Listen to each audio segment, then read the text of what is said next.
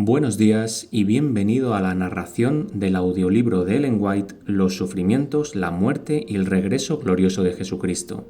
Hoy narraremos capítulo 1 de la sección 1, En el jardín. Jesús había ido a menudo a Getsemaní con los 12 para meditar y orar allí, pero nunca había visitado este lugar con el corazón tan lleno de tristeza como durante la noche en que fue traicionado. Había conversado seriamente con sus discípulos, pero al acercarse al jardín se volvió extrañamente silencioso.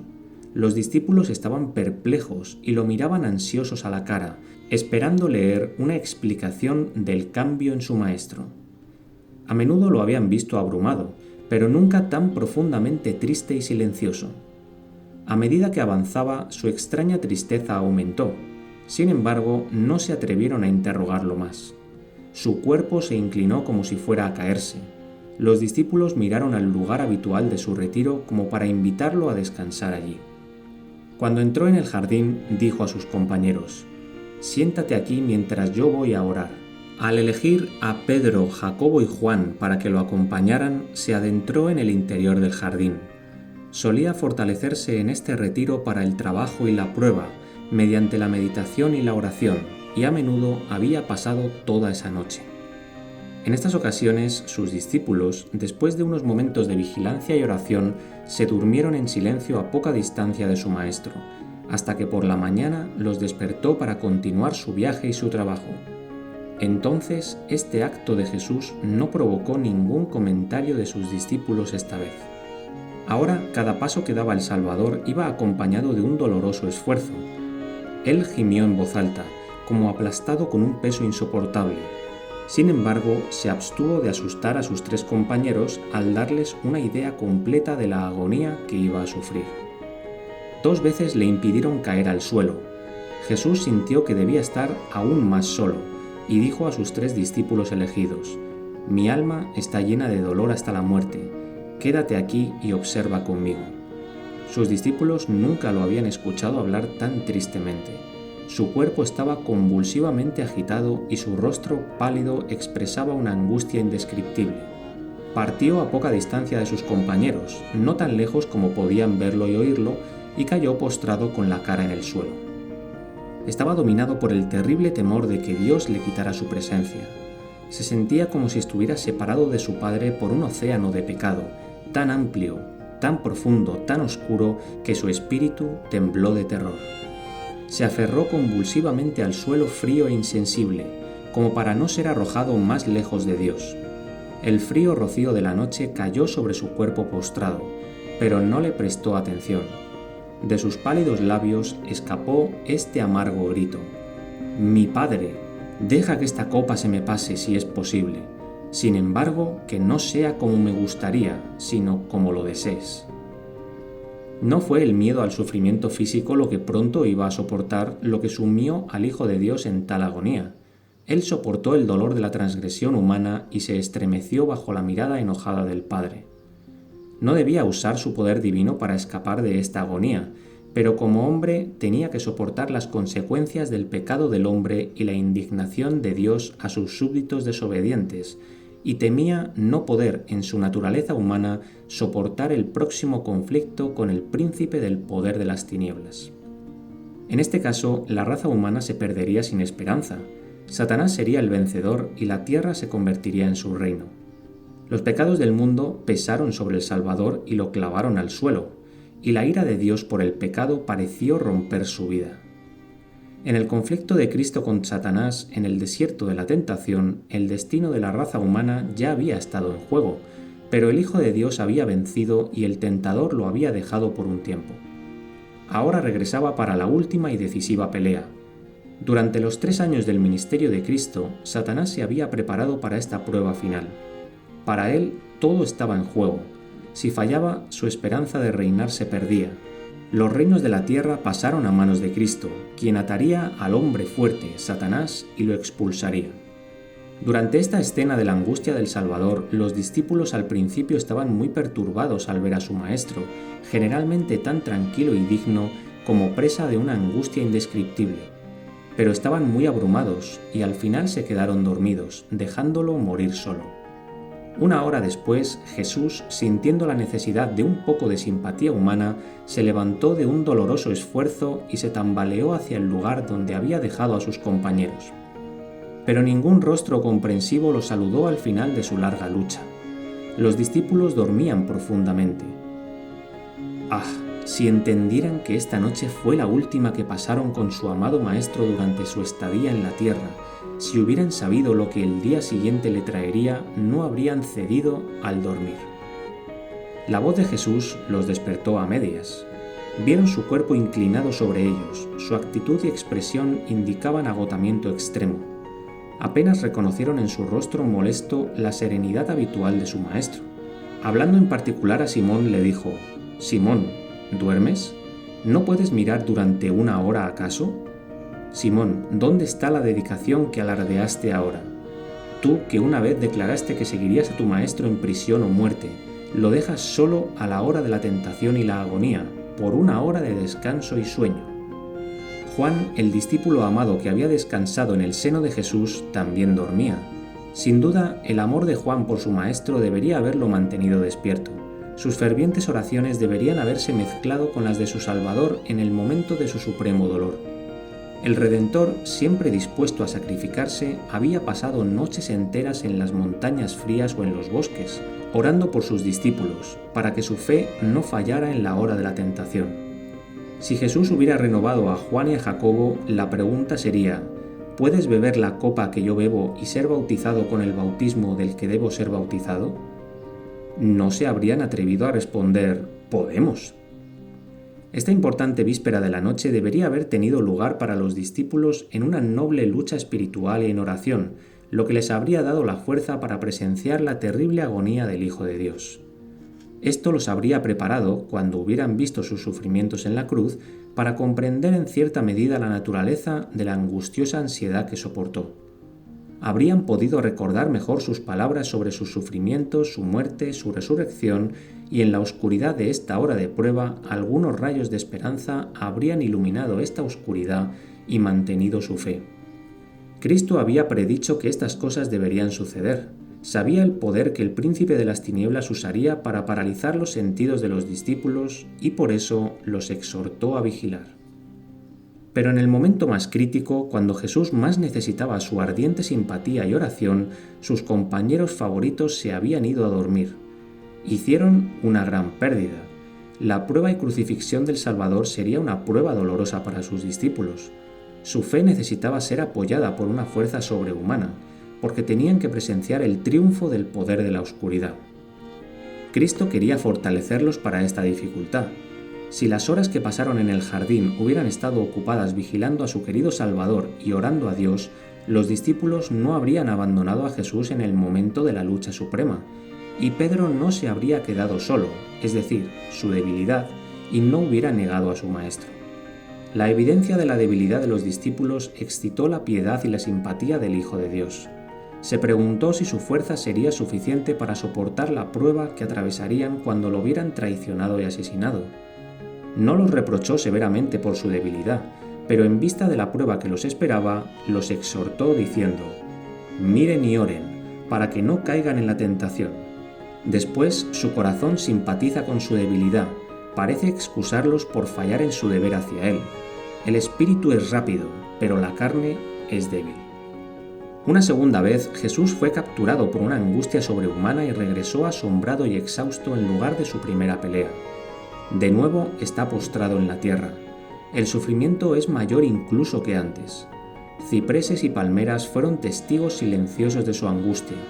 De sus ramas frondosas, un rocío espeso cayó sobre su cuerpo abatido, como si la naturaleza hubiera llorado sobre su autor luchando solo contra los poderes de la oscuridad. Unos días antes estaba de pie como un poderoso cedro en la tormenta de oposición que lo enfurecía furiosamente. Las obstinadas voluntades, los corazones malvados e hipócritas de sus adversarios lucharon en vano por confundirlo y derribarlo.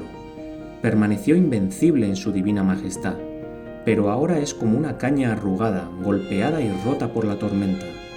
Unas horas antes había derramado su alma en discursos sublimes, proclamando a sus discípulos su unidad con el Padre y colocando a su Iglesia elegida en brazos divinos. en un lenguaje que respiraba autoridad divina. Ahora su pecho suelta gritos sofocados por la angustia y se aferra a la tierra húmeda como aliviado. Las palabras del Salvador llegaron a los oídos de los discípulos dormidos. Padre mío, si no es posible que esta copa pase de mí sin que yo la beba, que se haga tu voluntad. Esta vez, la angustia del Hijo del Hombre fue tan violenta que causó la caída de sangre de sus poros. Nuevamente se levantó tambaleándose, y su humanidad, suspirando tras la simpatía de sus compañeros, se arrastró hasta el lugar donde descansaban. Su presencia los despertó, y lo miraron con terror, porque su rostro estaba manchado de sangre y expresaba una agonía moral que les resultaba incomprensible. Esta vez no les habló, pero al irse de nuevo regresó a su retiro y cayó postrado, casi destrozado por la abrumadora oscuridad. La humanidad del Hijo de Dios tembló en esta hora suprema.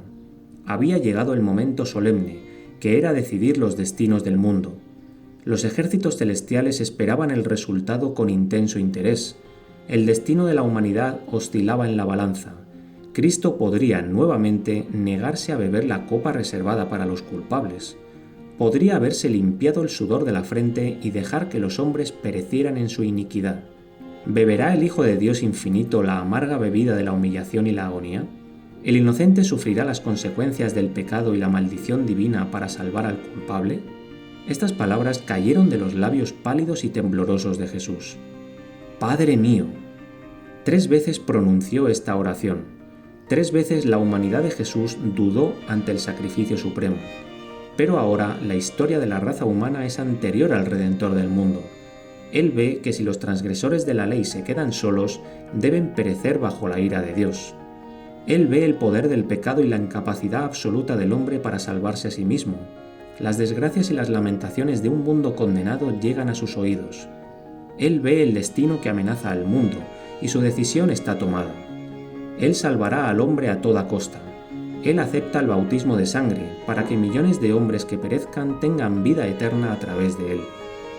Había dejado las cortes celestiales, donde todo es pureza, felicidad y gloria, para venir a salvar a las ovejas perdidas, el mundo caído por la transgresión.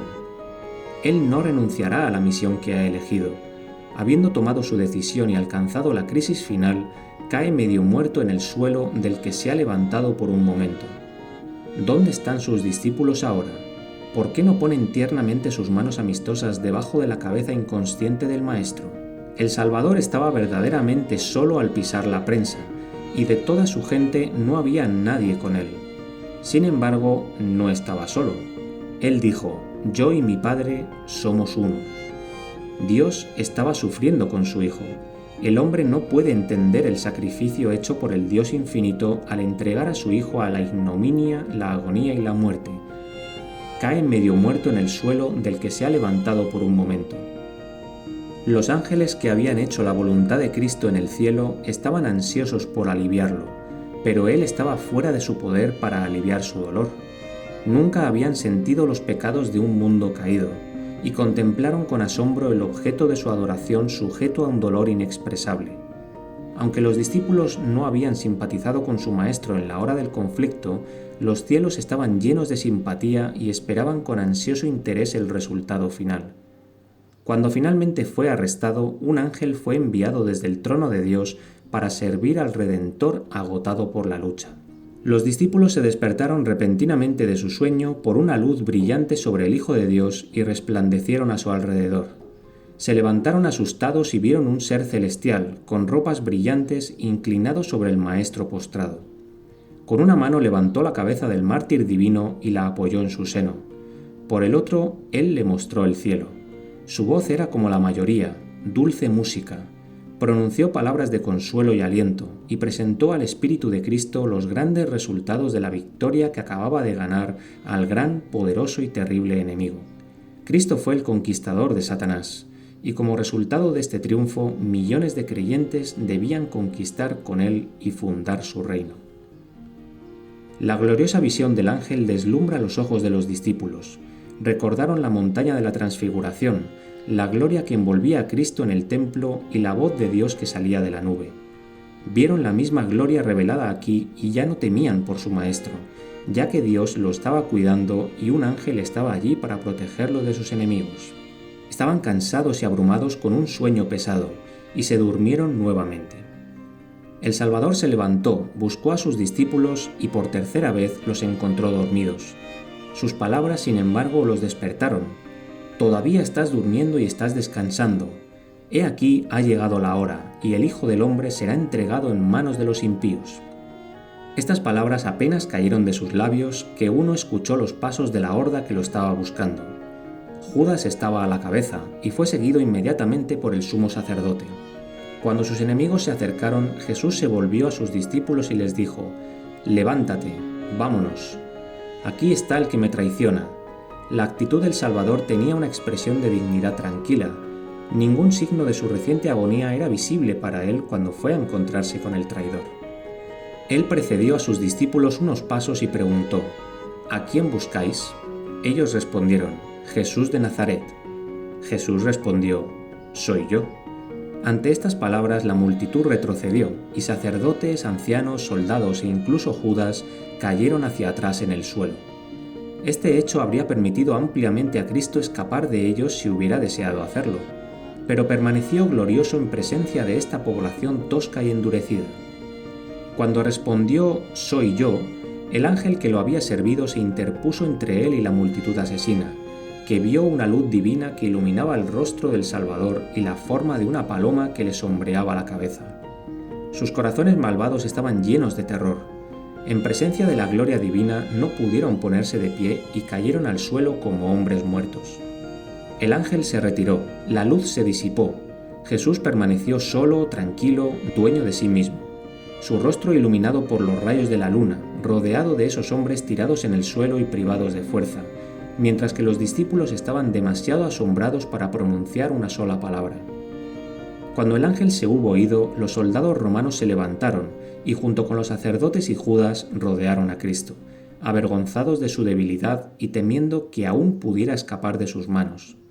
Jesús repitió su pedido: «¿A quién buscáis?».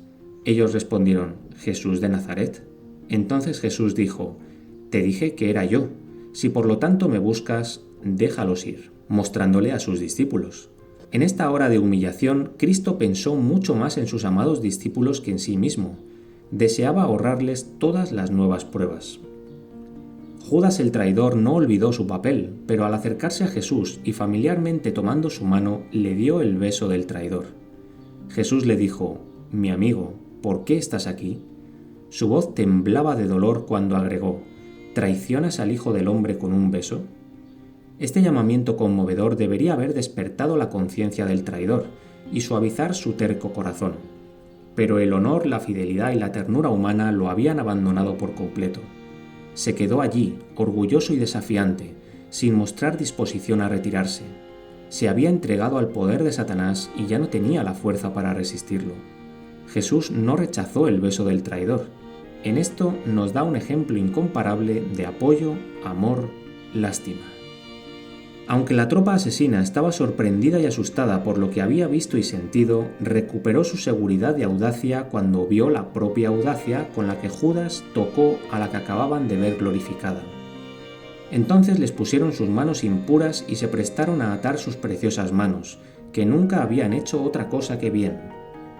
Cuando los discípulos vieron a este grupo de hombres fuertes arrojados al suelo sin poder hacer nada, pensaron que su maestro no permitiría que se lo llevaran, y que el mismo poder que había derrocado a esta multitud mercenaria lo mantendría en este estado de impotencia hasta que Jesús y sus compañeros estuvieran fuera de su alcance. Entonces, cuando vieron las cuerdas que estaban a punto de atar con la persona que amaban, se sintieron decepcionados e indignados. Pedro, en su ira vehemente, cortó la oreja del sirviente del sumo sacerdote de su espada. Cuando Jesús vio lo que Pedro había hecho, soltó las manos que los soldados sostenían firmemente y gritando «Detente», tocó la oreja herida y la curó al instante. Después le dijo a Pedro: «Pon tu espada en la vaina, porque todos los que tomen la espada perecerán por la espada. ¿Crees que ahora no puedo orar a mi Padre, que me daría de inmediato más de 12 legiones de ángeles? ¿Cómo entonces se cumplirían las Escrituras diciendo que debe ser así? ¿No beberé la copa que mi Padre me dio a beber?». Después, volviéndome a los principales sacerdotes y a los capitanes del templo que habían reunido a esta horda asesina, Jesús les dijo: «Saliste como un ladrón con espadas y palos para llevarme. Estaba todos los días en medio de ti, maestro, en el templo, y no me has atrapado. Pero todo esto sucedió para que las Escrituras se cumplieran». Cuando los discípulos vieron que Jesús no se libró de sus enemigos, sino que permitió que lo tomaran y lo ataran, se lastimaron por él y por ellos mismos al verlo sufrir esta humillación. Acababan de presenciar su poder, que se había demostrado derrocando a sus enemigos o curando al sirviente herido, y sabían que si lo deseaba podría deshacerse de la multitud mortal. Lo culparon por no hacerlo, y mortificados y aterrorizados por esta conducta inexplicable, lo abandonaron y huyeron. Solo en manos de la ruidosa población, el Salvador fue arrastrado fuera del jardín.